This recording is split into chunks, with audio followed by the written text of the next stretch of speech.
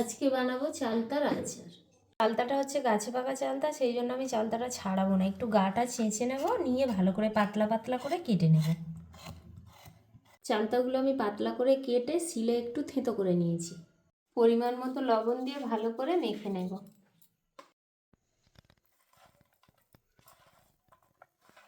আচারের মশলাটা আমি রেডি করে নেব। নিয়ে নিয়েছি শুকনো লঙ্কা, রাঁধুনি, সর্ষে 2 রকমের, ধনিয়া, মেথি, 2-4টে গোলমরিচ, জিরে, মৌরি।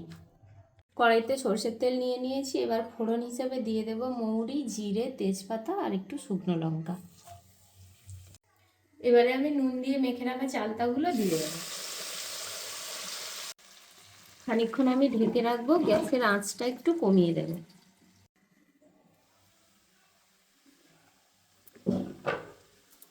এবারে দিয়ে দেবো অল্প একটু হলুদ গুঁড়ো, রঙের জন্য দেবো কাশ্মীরি লঙ্কার গুঁড়ো।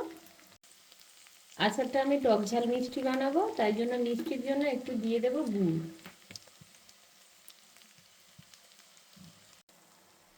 সবশেষে ভেজে রাখা মশলাটা দিয়ে দেবো।